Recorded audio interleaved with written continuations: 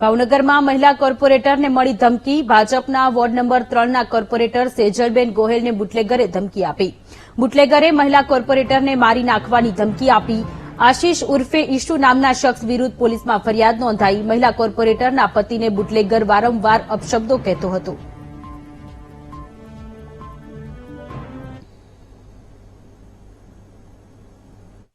મને મારી નાખવાની ધમકી આવી છે.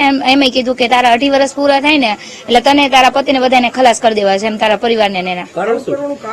એનું કારણ એવું છે કે એ લોકો બુટલેગરો છે ને દારૂનો ધંધો જુગાર રમાડે છે, કુટલખાના હાલે છે, અને એમાં એ લોકો વ્યક્તિ એમ કે છે કે તમે અરજી કરીને રેડ પડાવો છે એમ. અને સ્કૂલમાં દુષ્યંત હતું, એ સ્કૂલ મેં વ્યવસ્થિત કરાવડાવી, સ્કૂલમાં તાર ફેન્સી ને એવી રીતે કરાવ્યું એટલે સ્કૂલમાં કઈ થાય નહીં. બાળકો માટે મેં બધું વ્યવસ્થિત કરાવડાવ્યું એટલે એ લોકો મારી ઉપર વધારે ઓલું રાખ્યું છે.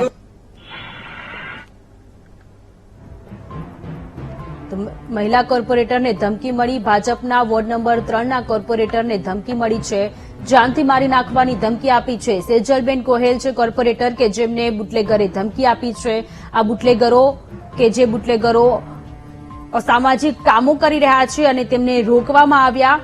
બસ આટલી એવી બાબતે આ બુટલેગરે સેજલબેન ગોહેલને ધમકી આપી છે. જાનથી મારી નાખવાની ધમકી આપવામાં આવી છે. આખો મામલો પોલીસ સ્ટેશને પહોંચ્યો છે. આશિષ ઉર્ફે ઈશુ નામના શખ્સ વિરુદ્ધ પોલીસમાં ફરિયાદ નોંધાઈ. મહિલા કોર્પોરેટરના પતિને બુટલેગર વારંવાર અપશબ્દો પણ કહેતો હતો. તો આખી ઘટના સામે આવી છે, ભાવનગરની છે. ભાવનગરના વોર્ડ નંબર 3ના કોર્પોરેટર સેજલબેન કે જેમને મારી નાખવાની ધમકી આપવામાં આવી છે. બુટલેગરે આ ધમકી આપી છે. જે દારૂના અડ્ડા ચાલી રહ્યા હતા તે બંધ કરાવવાની બાબતને લઈને સાથે જ સેજલબેન દ્વારા પ્રેસ કોન્ફરન્સ કરવામાં આવી. તેમનું કહેવું છે કે શાળામાં તાર ફેન્સિંગ કરવામાં આવી, સારા કામો કર્યા, જેના કારણે તેમને ધમકી મળી રહી છે. તો આપણી સાથે ભાવનગરના વોર્ડ નંબર 3ના કોર્પોરેટર સેજલબેન ગોહેલ જોડાયેલા છે. સેજલબેન, સૌપ્રથમ આપનું સ્વાગત છે વીટીવી ન્યૂઝમાં. બુટલેગર દ્વારા આપને જાનથી મારી નાખવાની ધમકી આપવામાં આવી છે. આપે સારા કામો કર્યા, આપે આ પહેલા પીસી કરી, એમાં જણાવ્યું હતું કે આપે સારા કામો કર્યા, શાળામાં તાર ફેન્સિંગ કરાવ્યા છે, દારૂના અડ્ડાઓ બંધ કરાવેલા છે, અને એટલા જ માટે બુટલેગર દ્વારા આપને ધમકી આપવામાં આવી રહી છે. હા, મને બુટલેગર દ્વારા ધમકી આપવામાં આવી રહી છે કે તને જાનથી મારી નાખીશ એમ. તમને શું બુટલેગરે ફોન કર્યો હતો કે કેવી રીતે ધમકી આપી છે? ફોન નતો કર્યો, મારે સામે રૂબરૂ આવ્યા હતા ને ઘરે આવીને દરવાજો જોર જોરથી ખખડાયો અને પથ્થરના ઘા આવ્યા અને ખરાબ શબ્દ બોલ્યા. પછી મેં જેવો વિડીયો ઉતારવાનું ચાલુ કર્યું ને ત્યાં પથ્થરના ઘા કરવાનું બંધ કરી દીધું, પણ તો એના ખરાબ શબ્દ તો ચાલુ જ હતા. આપે પોલીસમાં ફરિયાદ નોંધાવી છે અને આપે બુટલેગરની સામે જે કાર્યવાહી કરી છે તેને લઈને બુટલેગર આપને ધમકી આપી રહ્યા છે? હા, એટલે નહીં, એ લોકોનું કહેવાનું એમ છે કે તમે આ બધા સારા કામ કરો છો ને બધી મારી વિરુદ્ધ અરજી કરો છો ને એના કારણે આ બધી ધમકી આપે મારી નાખવાની. અને અત્યારમાં એવું થયું કે હું મારા ઘરે હતી તો એ લોકો સામેવાળા પક્ષ વાળા આવ્યા અને ત્યાંના જે બુટલેગરની બેન છે ને એને જાતે જ માથું ફોડી નાખ્યું છે અને એમ કીધું કે હવે હું તારી વિરુદ્ધ ફરિયાદ લખાવી છે.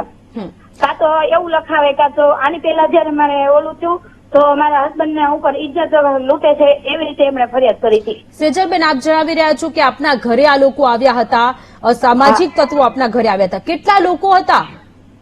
5 જણા હતા. હા, 5 જણની સામે આપે ફરિયાદ નોંધાવી છે. પોલીસ દ્વારા કાર્યવાહી કરવામાં આવી રહી છે? ના, એમાં એવું છે કે અત્યારે એક વ્યક્તિ ઉપર મેં કરી છે કે એક વ્યક્તિ મેં મારી પાસે સાબિત થઈ છે ને એટલે એ વ્યક્તિનું મેં નામ લખાવ્યું અને અગાઉ જેટલા વ્યક્તિ આવ્યા હતા ને છરીને ધોકાને પાઇપ ને એવું લઈને એ મારા ઘરના ને આની પેલા અગાઉ પણ મેં ફરિયાદ કરેલી છે ત્યારે મેં 5 વ્યક્તિના નામ લખાવ્યા છે. તો એ 5 લોકો અલગ હતા ને આ 4 લોકો, અન્ય જે 4 લોકો છે એ લોકો અલગ અલગ છે? નહીં, એક જ છે બધા. તો પછી આપે ફરિયાદમાં કેમ એ 4 લોકોના નામ ન લખાવ્યા? એમાં આવું છે કે અત્યારે હતા ને એ લોકો, અત્યારે તો જે એક આશિષભાઈ મેઘજીભાઈ પરમાર હતા ને એ જ હતા. બીજા હતા ખરા પણ વયા ગયા. એમ મેં જો વિડીયો ઉતારવાનું ચાલુ કર્યું ને એમાં વયા ગયા. પોલીસમાં આપે ફરિયાદ નોંધાવી છે. પોલીસે આજે આશિષભાઈ બુટલેગર છે તેમની સામે પોલીસે શું કાર્યવાહી કરી?